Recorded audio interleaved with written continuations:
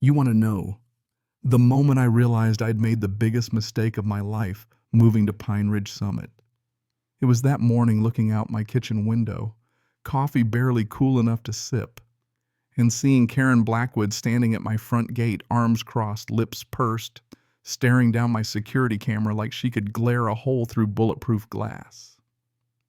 If you ever wanted to meet someone who could make a business casual blazer look like body armor, that was her blonde hair, never out of place. HOA president badge shining like she'd been deputized by God himself. Designer heels, somehow not picking up a fleck of dust on that busted gravel road. Even the birds seemed to avoid her shadow. She tapped her foot like she had somewhere more important to be, but you just knew this was her favorite part of the day. "I need the key to inspect this property," she barked. Not asked the kind of tone that says she's never heard the word no spoken to her, at least not by anyone who kept their mailbox standing for long. Meanwhile, my security system hummed along, cameras rolling, biometric scanner waiting, and I couldn't help but smile because I'd spent a small fortune making sure nobody, not even Karen, was getting in here unless I wanted them to. Sunlight glinted off the solar panels, and I could see her eyeing every detail like she was mentally calculating fines per square inch. That's how it started. Not even 3 months after I'd left the noise and grind of Silicon Valley, sold my cybersecurity startup, bought this rustic $2 million cabin up in the Colorado mountains, thought I'd bought a ticket to peace and quiet. Turns out you can never really escape people like Karen Blackwood. She'd shown up the day I moved in regulations in one hand, clipboard in the other, acting like a sheriff in a town of 12. And yeah, I'm not exaggerating, 12 houses on this whole mountainside, but you'd think it was Beverly Hills from the way she ran that HOA. Every rule a commandment, every homeowner a sinner, waiting for a citation. "Welcome to Pine Ridge Summit," she said, smile tight, eyes cold. "There's a 37-page manual. You'll need to memorize it. There will be a test." I laughed, but she was dead serious. She handed me a multiple-choice exam about mailbox heights, paint colors, which native grasses were allowed, real high crimes. I aced it, which I could tell annoyed her. She wanted me to slip up, give her a reason to start writing up reports. But I played along, stayed polite, kept my head down at first. Fast forward, and here she was again at my gate, acting like a border guard at Checkpoint Charlie. "Good morning, Mrs. Blackwood," I said over the intercom, keeping my tone friendly. I'd read somewhere that the best way to deal with people like her was never to let them see you sweat. "I'm afraid I can't give out keys to private property. Is there something I can help you with?" Her face got this weird reddish shade like she'd swallowed a bee.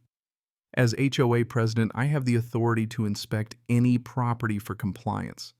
She was waving around my architectural plans, the ones she said weren't board approved, mostly because I'd installed stuff like hidden cameras, motion sensors, and a backup generator you'd only notice if you were casing the place for a heist.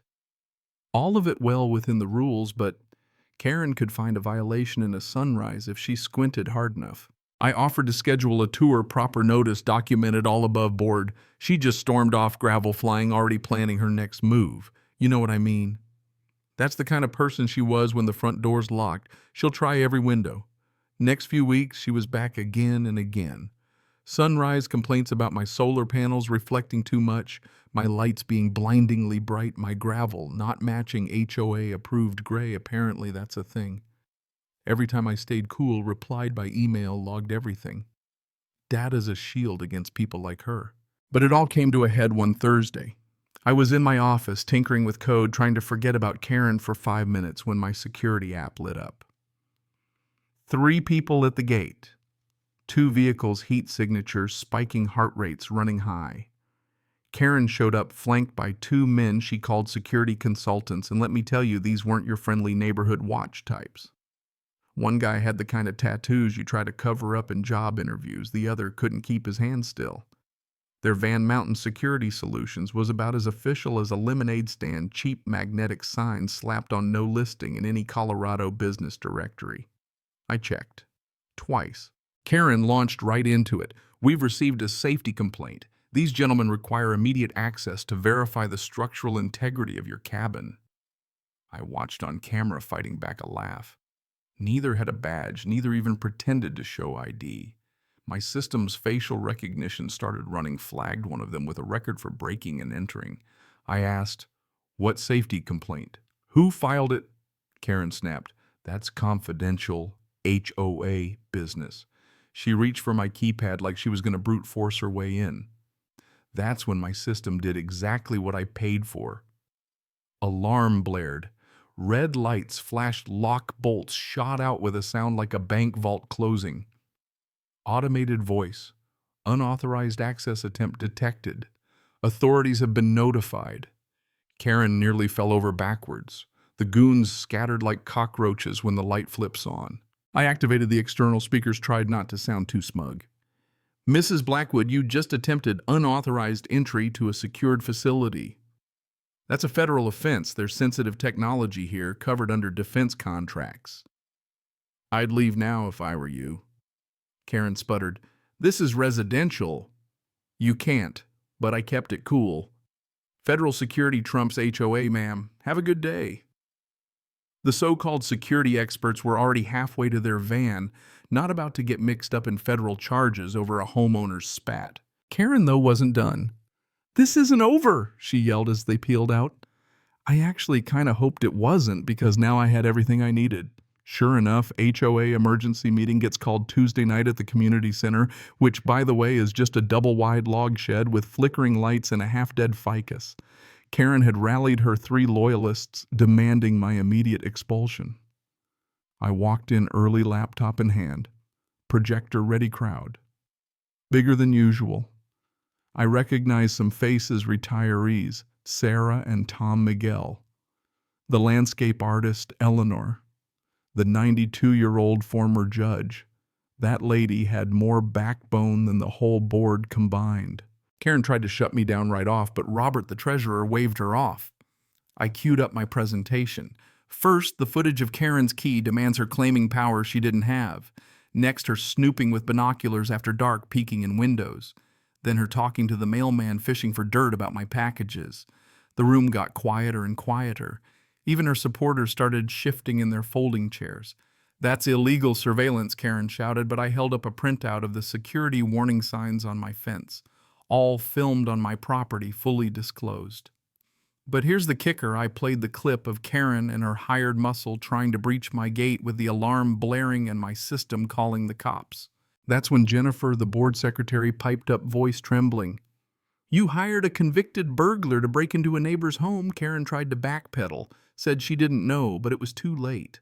My facial recognition log proved it, plus the audio of her promising them cash for getting inside, no matter what it takes. I told them I'd already filed a police report. The vote was immediate. Karen removed as president, no debate. Even her best friend didn't vote to save her.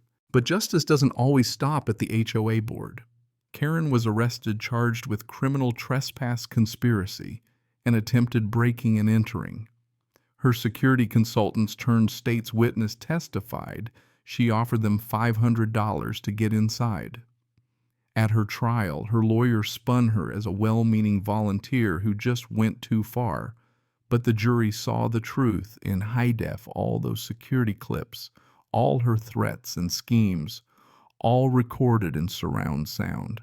The judge handed down 18 months in prison, plus a massive fine.